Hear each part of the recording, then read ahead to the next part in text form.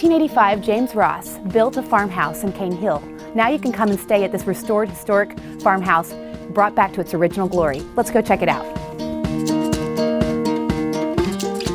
So here we are at Farmhouse on the Hill in historic Cane Hill with owner Wanda Biggs. Wanda, thanks for having us. Thank you for having us. Yeah, absolutely. You have such a beautiful home here. So your family's been here for generations here in Cane Hill. My family, some of them settled this area, were some of the first settlers. Wow. And how far back would that go?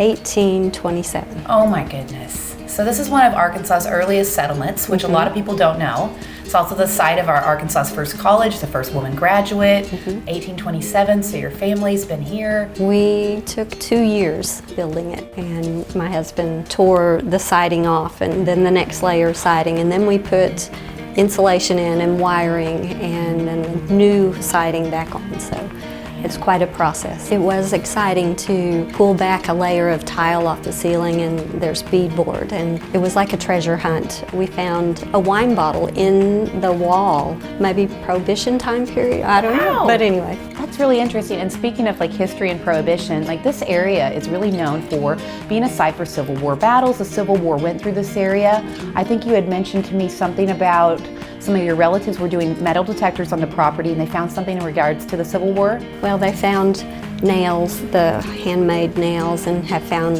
you know, bullets and little things. There's been 3 Cane Hill colleges. The first one is back over on our property, and we recently sold it to the college foundation so they could have that.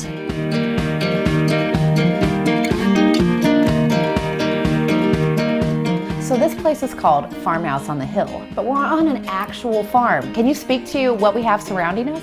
We have cattle, beef cattle that we raise. We put up the hay, and we have baby calves being born right now. That's really fun to see and so exciting and a bit worrisome because we have to watch over them and make sure they're okay. So Wanda, I noticed this really beautiful mantle right behind us. Can you tell me a little bit about the piece here in this kind of living area that we have? Well, it is our daughter-in-law's, and it's just on loan. When they build a house, it's theirs. But it came out of the first mayor of Little Rock's home, and it was bought at an auction by her mother, and it was just put in a barn for years, and it was in bad shape. It looked really bad, and we just varnished it, and it just looks new again. So it's just perfect. You know, when I think about Northwest Arkansas, our community is coming back to life, and I think your house is a great representation of that. You're taking something that's historic for Northwest Arkansas and you're bringing it back to life, including all the pieces inside, and then you're inviting people in our community into this space to enjoy it. Yes.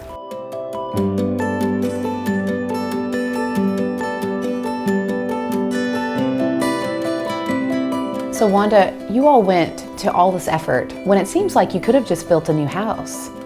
We could have. For more money, we went ahead and restored it because of the history, because of the memories, and it just was the right thing to do. Okay, so Wanda, I mean, gosh, how can I stay here? How does this happen? Well, we have Airbnb. You can book online, and you can rent the whole house or room. It will sleep 11. What is that delicious smell, Kaylin? Oh, some caramel cinnamon rolls. Oh, no big deal. Sounds amazing. I hope we get to try these. Sure. Should we? So it kind of originated because I did a little farmer's market in Cane Hill. Okay.